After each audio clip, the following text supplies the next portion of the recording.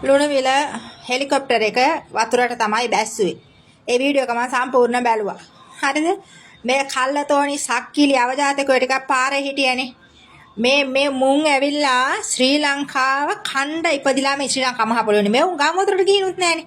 කාලා කන්නේ කල්ලතෝනි. අර ඒක ගුවන් නියමුවෙක් අන්නමිය ගිහිල්ලා.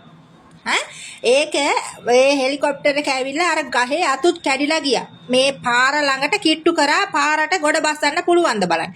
මේ සක්කිලි අදම බල්ලෝ වගේ වීඩියෝ ඔබාගෙන ෆෝන් එකට කාලා කන්නි.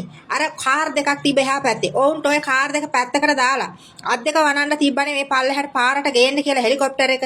වතුරට බාපු නිසා තමයි අර මේ ගුවන් නියමුවා මිය ගියේ. තොපිට යන්න අපායක් නැහැ.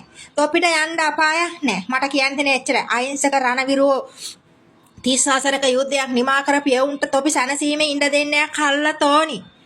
කාලා කන්නි පාරට යස අගේට ගොඩ බස්සන්න තිබ්බා හෙලිකොප්ටර් එක.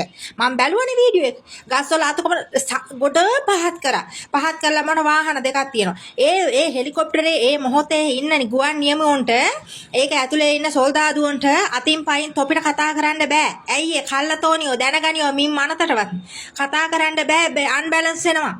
හුලඟත් එක්කනේ ඔය හෙලිකොප්ටරේ ඔය බැලන්ස් එක තියාන යන්නේ. අහට මෙහෙට දැඟලුවොත් එහෙම ෆ්ලයිට් එකක ගියත් එහෙම ෆ්ලයිට් එක ගොඩ බස්සන වෙලාවට උස්සන වෙලාවට උකුණේ මකුණේ තරම් හෙල්ලෙන්න එපා කියලා කියනවා. බෙල්ට් දාගෙන ඉන්න කියනවා සීට් බෙල්ට් හද කරගෙන. ඇයි ඒ බැලන්ස් නැතුව එනවා ෆ්ලයිට් එක. ලේසි නෑ. ඒ නිසා අර කොල්ලෝ ඇතුලේ හිටපු අනිත් තුන් දෙනාට බැරි වෙන්න ඇති මුන්ට අතින්වත් කියන්න අහට වෙනියෝ එහාට වෙනියෝ කාලා කන්නේ තොපි නම් හෙන ගහන්න ඕන තොපිට අහිංසක ගුවන් නියමුවෙක් අන්න මිය ගිහිල්ලා. තොපි වාගේ හරක් බේර ගන්නනේ එවුන් ඇවිදින් ඉන්නේ. උන්ට කාලා ජීවිත කාලෙම නිකන් බුදියාගෙන ඉන්න තරම් උන් යුතුයකම් කරපියෝ ලංකාවට. අර හරක් ඇට මම හිටියානම් අම්මපා ගහනවා මම පිරිමි කියලා බලන්නේ. මගේ හිත කියනවා අනේ දැන් අරුන් අයින් වෙන්න කිය. අර වාහන අයින් කර අර ඉන්නේ උන් අයින් වෙලා ඉඩ දීලා අතමනන්න තිබ්බනේ. එන්න කියලා. කරේ නෑ මේ සක්කිලි බල්ලෝ hina වෙනවා. ඒක හුත්තික පුතේ මන් දැක්කා. හුචු ගාලා ගෑණි වගේ hina වෙනවා. හෙලිකොප්ටරේ එහාට මෙහෙට කරකවන. මේ තොට හෙන ගහන්න තොට තිබ්බේ නැද්ද කොල්ලෙක් නේද තෝ? තොපිට තිබ්බේ නැද්ද එහෙට මෙහෙට දුවලා අහට ඵලයෝ මෙහෙට ඵලයෝ ඊට හදලා දෙන්න මෙහෙට එන්න කියලා මේ මොළුවෙන්වත් කියන්නේ අතෙන්වත් කියන්නේ කොර වෙලා අතපය හෙන ගහලා අතට පයට අහිංසක ගුවන් නියමුවෙක් මිය ගියා.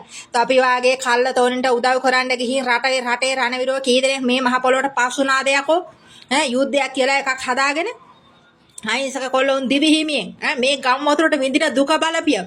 තොපිට කිසි හැඟීමක් නැහැ. අර හෙලිකොප්ටරේ ඇවිල්ලා ලං වෙනකොට අච්චර ලං වුණා. හූ කිව්වොත් හූ කියන ප්‍රමාණයට හැන්දර ලං වුණා. මම දැක්කනේ වීඩියෝ එක. මම ගත්තා වීඩියෝ එක. ඒ හෙලිකොප්ටරේ බාණ්ඩ මෙවුන් ඉඩ හදලා දුන්නේ නැහැ. ඊට පස්සේ කරන්නම දෙයක් නැහැ. අර කාර්මික දෝෂේනේ වතුරට අරන් ගිහින් එබවා ගත්තා.